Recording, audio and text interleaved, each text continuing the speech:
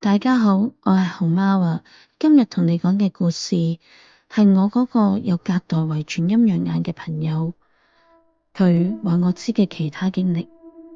原來佢讀大學之前做過外賣車手，踩單車送外賣嗰種。佢話踩過一段日子，附近嘅大街小巷熟到冇難度，邊度有捷徑，邊度有狗，佢全部一清二楚。唯獨係有一條小路，去過2次，2次之後，佢寧願兜遠啲，都唔會再踩入去。我會用第一人稱原原本本咁講俾大家聽。你準備好未啊？嗰日天氣陰陰沉沉，我接咗張單，要送去附近一個屋村。導航帶咗我入一條小路，兩邊都係工廠大廈。踩到一半，我聞到一陣味。係烤肉味，好似燒嘢食燒過籠嗰種，帶住一陣燶燶地嘅焦味。我初頭都唔為意噶，心諗可能附近有人燒緊嘢食呢。不過越踩入去，啲味越濃，濃到有啲唔尋常。我放慢咗，四圍望下，咦？我見到前面有個細路，佢企咗喺馬路邊。好似佛企咁企定定喺度，10歲左右啦，就咁凍咗喺條路邊，低住頭。我一眼就知佢唔係人，佢塊面烏卒卒。再近啲，我發現唔單止塊面，就連頸以下見到外露冇遮蓋嘅部位，全部都係烏卒卒㗎，好似啲老泥一笪笪咁黐喺表皮上面。我由細到大都有陰陽眼，呢樣嘢係隔代遺傳嚟㗎。我阿爺都有，佢知道我同姐姐遺傳咗佢嘅體質之後，就同我哋講：如果遇到呢啲嘢，唔好望佢，唔好理佢。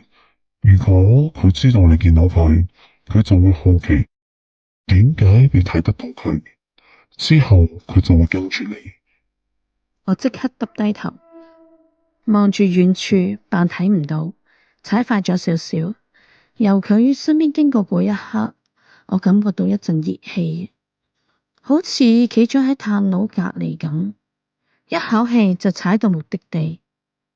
之後我送完外賣，冇再經過嗰條路返去。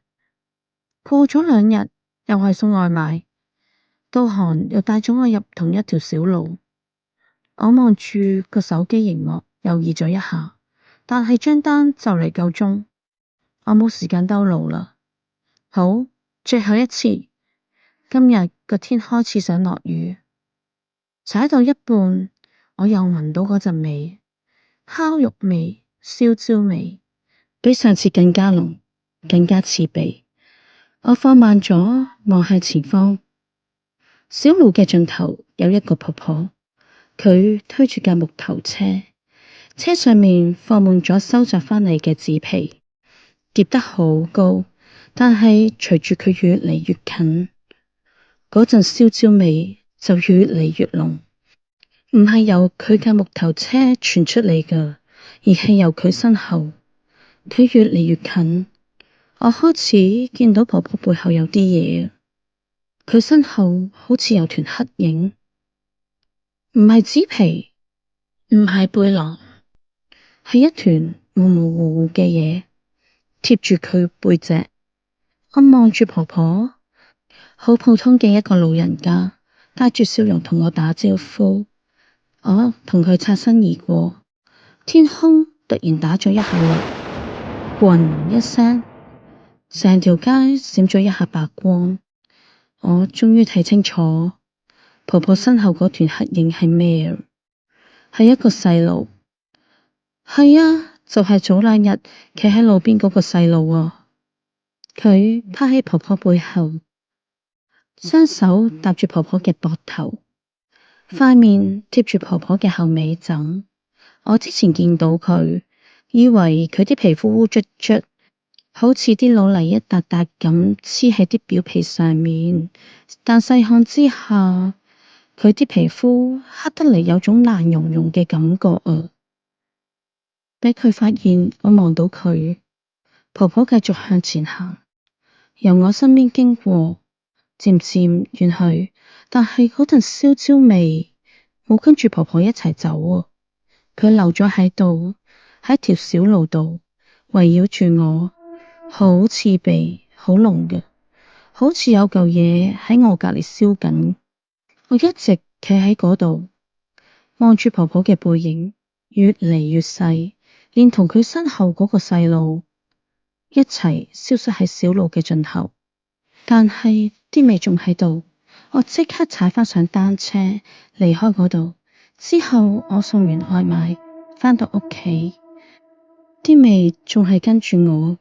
我沖咗涼換晒衫，啲味都仲喺度，一直去到第二日朝早先至慢慢散晒。講起呢條小路，有個做咗好多年嘅老車手，佢話嗰個位啊，我以前聽過一個古仔，咩古仔啊？佢話佢有個表哥，好多年前啱啱畢業就揾到份工。嗰陣時，小路旁邊嗰個位原本都係廠房嚟㗎，但係好耐之前發生過一場火，間廠燒咗。之後有個老闆睇中呢度租金平，就將佢改造咗一個串貨站。老車手個表哥就喺嗰度返工。個老闆好孤寒，成日要佢加班，仲要一放工就關晒冷氣。無論咩季節，最多都係開多兩把風扇俾佢。表哥初頭都冇乜嘢。有一年秋天，照計應該秋風起，天氣會轉涼，但係唔知點解，佢即使開晒窗、開晒風扇，每晚一到10點半之後，室溫就會自然升高，焗到好似夏天咁。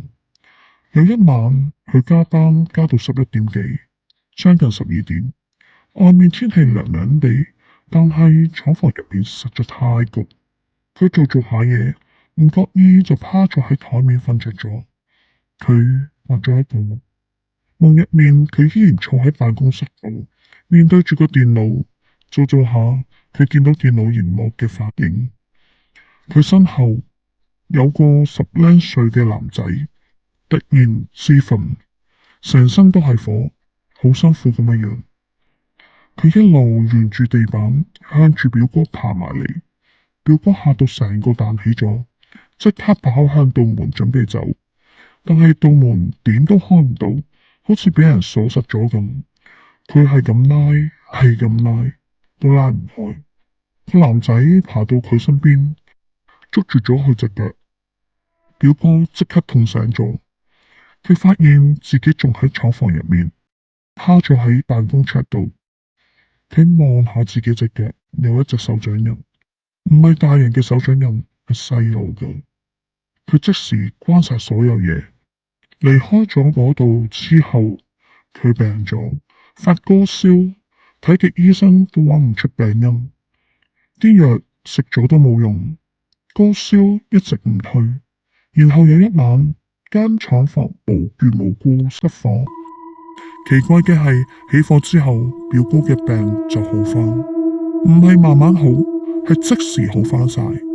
之前睇醫生，點都揾唔出原因嘅高燒，就咁就退咗。間廠房燒到變咗平地，就係你而家見到嗰個位，嗰個細路企喺路邊嗰個位。故事講完啦。如果我係嗰個細路，我會好希望離開嗰度，甚至乎會諗爸爸媽媽去咗邊，幾時會有人帶佢走？歡迎下面留言話俾我知你嘅諗法。我係熊貓啊，下個故仔再見。